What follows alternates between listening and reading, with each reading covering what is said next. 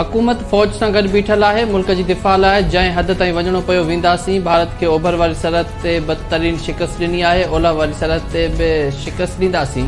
दिफ़ा वारे वज़ीर ख़्वाजा आसिफ चयो आहे त भारत वॾा जहाज़ खणी आयो, जंहिंखे पाक फौज लॻण जीअं काटे छॾियो। क़ौमी वहदत में आयल ॾार बि हाणे इतिहाद में तब्दील थी विया आहिनि। मोदी हाणे पंहिंजा ज़ख़्म चटे रहियो आहे। तारीख़ खे विसारींदड़ क़ौम पाण तारीख़ मां मिसारजी वेंदी आहे।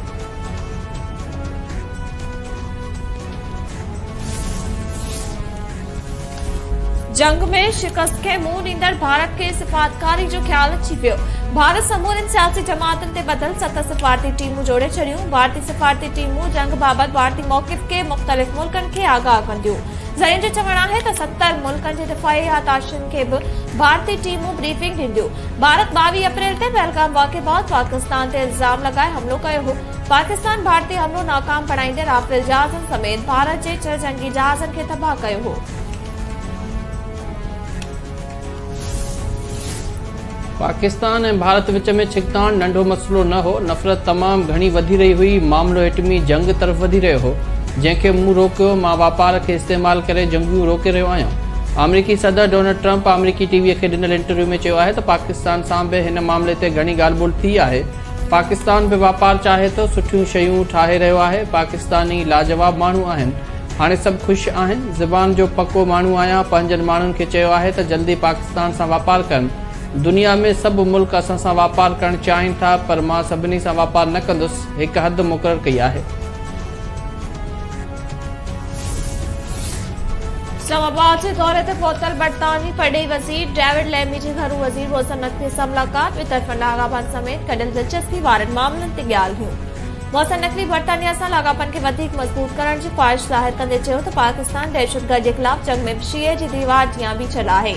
बरतानवी पड़े वज़ीर अफ़गान मुहाजिरनि जी बरतानिया मुंतक़िलीअ में सहूलियत फराहम करण ते पाकिस्तान जा थोरा मञिया।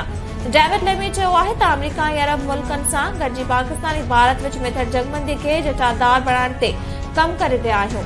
तुरनि ते सिंतास मुआहिदे जी पासदारी करण लाइ ज़ोर भरियो वेंदो। पार्लियामेंट पाक भारत जंग में मुस्बत ऐं भरपूर किरदारु अदा कयो। अवाम जी नुमाइंदनि अवाम जी भरपूर तर्जुमानी कई। नून लीग सरबराह नवाज़ शरीफ़ सेनेटर इरफान सिद्दीकीअ सां मुलाक़ात में चयो त असांजे बहादुर फ़ौज मुल्क जो बहादुरीअ सां दिफ़ा कयो। अलाह जो बि शुक्र आहे जंहिं हिन इम्तिहान में असांखे कामयाबी ॾिनी।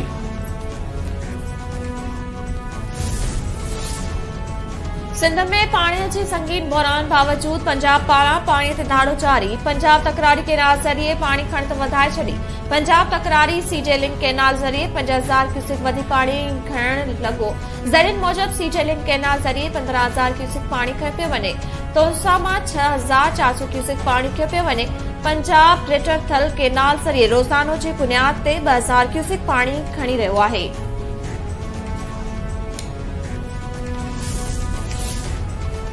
नए माली साल जी बजट में पघारदार तबके खे रिलीफ न मिलण जो इम्कान। IMF पघारदार तबके लाइ टैक्स घटाइण वारनि हुकूमती तजवीज़ुनि ते एतिराज़ वारे छॾियो। ज़रियुनि जो चवणु आहे त हुकूमत ऐं IMF वधीक 700 अरब रुपयनि जो टैक्स गॾु करण लाइ मुख़्तलिफ़ तजवीज़ुनि ते गौर कयो आहे।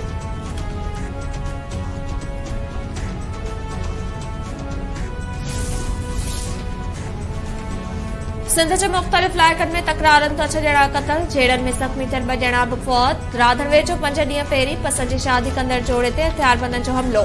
सपना जावरी ऐं ख़ालिद सोलंकी क़तल। पसंद जी शादी कंदड़ माशूक सोलंकी मरणी हालत में अस्पताल मुंतक़िल। कोटड़ी में हथियारबंदनि फायरिंग करे गुलाम मुर्तज़ा जमाली खे क़तल करे छॾियो। तोदापुर में बि हथियारबंदनि लुकमान हाजी जो खे क़तल करे छॾियो। रतो देरो बाईपास ते हथियारबंदनि जी फायरिंग, नौजवान जुड़ियल उमराणी मारिजी वियो। गाजी खावड़ वेझो बि पीरसन जो तशद्दुद थियल लाशत। तोदापुर वेझो कटोर बिरादरी जी 2 धुरनि में जहिड़े दौरान ज़ख़्मी थियल ॿारड़ी शहज़ादी फौत थी वई। कानपुर महर जे कोट माकाही वेझो हथियारबंदनि जे हमले में ज़ख़्मी थियल नौजवान गुलाम नबी गडाणी बि फौत थी वियो। लाश अस्पताल खां ॻोठ मुंतक़िल।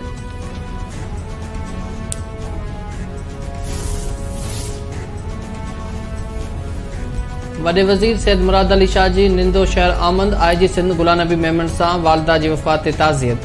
वॾे वज़ीर सां सूबाई वज़ीर बि गॾु मौजूदु हुआ।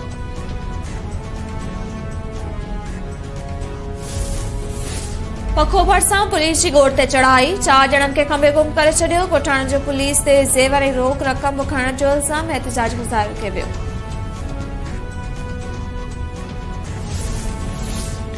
जुडो भरिसां जमड़ाऊ कैनाल जी टेल बगी माइनर में पानी जी खोट ख़िलाफ़ आबादगारनि जो एहतजाज। आबादगारनि पारां पानी जी खोट ख़िलाफ़ जमड़ाऊ मोरी वटि एहतजाज कयो वियो। अॻुवाण जो चवणु आहे त पानी जी खोट ख़तम करे फसलुनि खे तबाह थियण खां बचायो वञे।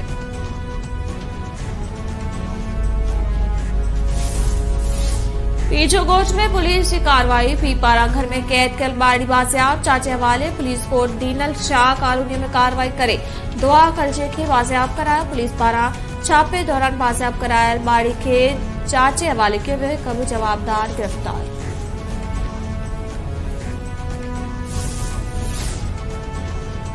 बबरलो जे ॻोठ तुनिया पुलवासी नौजवान अतीक तुनियो 10 ॾींहं खां पुरसाद नमूने गुम। अगवा जो शक ज़ाहिर। बाज़ियाब करण जो मुतालबो।